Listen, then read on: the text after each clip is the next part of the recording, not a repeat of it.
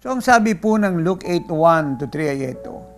Now it came to pass afterward that he went through every city and village, at yun po ating Panginoong Jesucristo, preaching and bringing the glad tidings of the kingdom of God. And the 12 were with him, and certain women who had been healed of evil spirits and infirmities, Mary called Magdalene, out of whom had come 7 demons, and Joanna, the wife of Chusa, Herod's steward, and Susanna, and many others who provided for him from their substance. Who provided for him from their substance. At ang sabi po ng Bible in Luke 4:42-44 ay ito. Now, when it was day, he departed and went into a deserted place, and the crowd sought him and came to him and tried to keep him from leaving them. But he said to them, I must preach the kingdom of God to the other cities also, because for this purpose I have been sent. And he was preaching in the synagogues of Galilee. So paano Panginoon Kristo po ay walang tigil na bumibiyahe sa bawat city? Yun din pong utos niya po sa akin, sa ating lahat. We must travel to every city, nationwide and worldwide.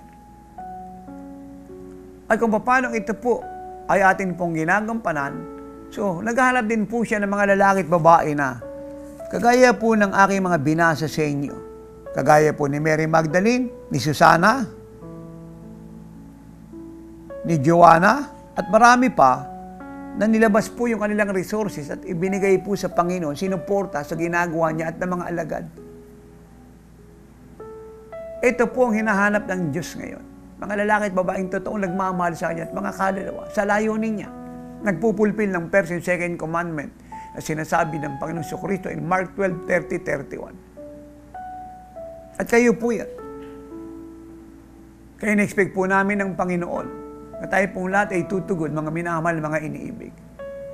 Ang gastos po natin sa Papua New Guinea ay 3.5 million. Maliit po yun. Kaya kukumpara po sa ibang mga lingkod na Diyos, ang ginagasta po ay 3 million US dollar above. Tayo po peso lang. Hindi pa po kasama ron ang biyahe natin sa Dubai, sa United Arab Emirates. Dahil ang Dubai po ay isang part lang po ng United Arab Emirates. Tayo po ay pupunta po ng Al-In, pupunta po tayo Abu Dhabi, at saan pa tayo dalhin ng Diyos. At pagkatapos po ay tutuloy tayo sa Israel.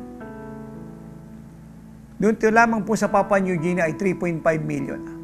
So all in all, kagaya ng sinasabi ko noon, ang expenses po natin pangkalahatan ay 7 million. Maliit pong halaga yun. Ay kung bakit po ako nagpapaabot sa inyo, dahil kailangan po namin ng Panginoong Jesucristo ang inyo pong pagsunod. Dahil sa pangkasalukuyan po, ang hawak po nating pera ay 779,508.91 pesos. Wala pa pong 800,000 ang hawak nating pera. Hindi pa po ito sapat ibayad po sa Papua New Guinea. Ticket lang po ito na mga pupunta ron. Ticket lang po, travel tax.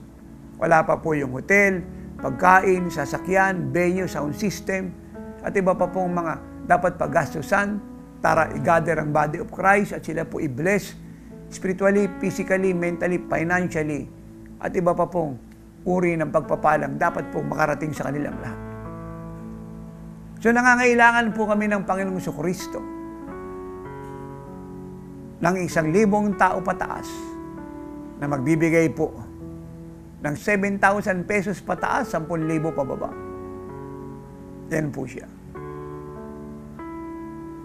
At kung ngayon naman po inuudyokan ng Panginoon, alam ko inuudyokan niya kayo, magbigay po ng 20,000, 50,000, 100,000. Kasi kaya niyo naman ay gawin po ninyo. Para kung magkukulang pong iba ay mapunuan ninyo. At kung sasobra man po siya at yun po ini-expect po namin, nating lahat, ay mas maganda.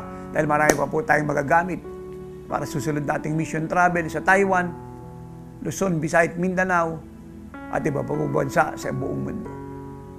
Kaya napakalaga mga iniibig ng inyo pong pagtugon. Andyan po ang baon ng ministry. Maghulog po kayo kaagad. The moment na marinig niyo po itong panawagang ito, ang akin pong paabot, tumugon po kayo kaagad.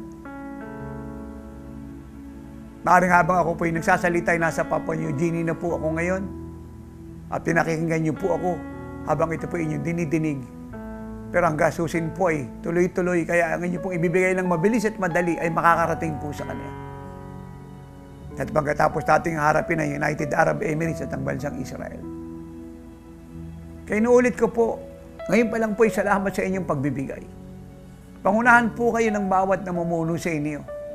Pangunahan po kayo ng Diyos, ng pag-ibig, ng inyong pong pananampalataya. At wag po natin kakalimutan, ang hinihingi ng Diyos sa inyo, hindi po pera ninyo, dahil siya po may-ari ng lahat ng pera natin. Ang hinihingi niya po sa inyo, sa ating lahat, ay ang ating pag-ibig sa Kanya't mga kaluluwa, sa pamamagitan ng pagbibigay ng mga perang iniwan niya sa atin. At ito'y ating ginagawa sa pamamagitan ng salitang pagsunod. Para mapulpil ang sinabi ni Lord in John 14:15, kung mahal natin siya, sundin natin ang mga utos niya. Ito po'y utos niya, hindi po ako ang nag-uutos. Hindi ako nangangailangan, kundi ang gawain ng Diyos. At ang Diyos po'y nakaredy ng pagpalain kayo. Hindi niyo na po hahanapin ang pagpapala, dahil ang pagpapala ay patagal na naghahanap sa inyo at ibubuhos niya po yan sa araw at oras na tayo po'y sumunod ngayon para po sa mga gastusing ito. 7,000 pataas, 10,000 hanggang 7,000, okay na po yun. Pero hindi pa po sapat yun kung hindi po magbibigay ang lahat ng ganyang amount, 1,000 pataas. Kaya kayo na po magpasya. Kung kaya mo magbigay ng 10,000 pataas, 15, 20, 25, and 50 or 100 or even 500,000 or 1 million, God bless you mo. Ang importante, give your best to the work of God. Lahat po kayo nakakalig ng tinig ko, it's time to obey. At ito po ang pangako ni Diyos, hindi po ako. Hindi niyo po kailangan hanapin ang pagpapala. Ang pagpapala po ang naghahanap sa inyo. At the moment na kayo po'y tumugod, dahil ang kasaganan ay nasa paglitas ng kaluluwa, ang pagpapala po'y dadating sa inyo. Hindi ko po alam kung paano niya gagawin. Hindi ko alam kung sino hipuin niya. Hindi ko alam kung saan manggagaling. Isa lang po alam ko. Ang hinahanap yung pagpapala ay matagal na kayong hinahanap. At pagka kayo po'y sumunod ngayon sa panawagan kong ito para sa gawain ng Diyos, ang pagpapalang matagal na naghahanap sa inyo ay isa sa inyong lahat. Ang dalangin ko po'y huwag niyong limitahan ng Diyos, tumugon po tayo kaagad. Madali po tayo. Dahil walang lugi sa pagbibigay, pakinabang lamang. Susumayin niyo po ang biyaya at ako po'y magpupuri sa Diyos dahil ang ating pong mai-raise up na pera ay lalabas na maliit dahil tayo pong lahat na nakarinig ng tinig na ito ay susunod. And in closing, hindi nyo kailangan maghanap ng pagpapalat opportunity, customer, kliyente, trabaho. Ito po ang naghahanap sa inyo. At ito isa sa inyo dahil tumugod kayo ngayon para sa karangalan at kaligtasan ng maraming buhay at kaluluwa sapagkat ang kasaganaan ay nasa paglilitas ng kaluluwa. Pag in-involve natin ang ating buhay, pera, talento, kakayahan sa ginagawa ng Diyos, i-involve ng Diyos sa atin dahil talagang para sa atin ang kayamanan ng langit. Purihin ang Diyos sa kanyang dakilang katapatan. Sa pamamagitan ni Kristo Jesus, tayong lahat na mahirap dahil sa kasalanan ay mayaman na ngayon. And all God's people say, Amen and Amen.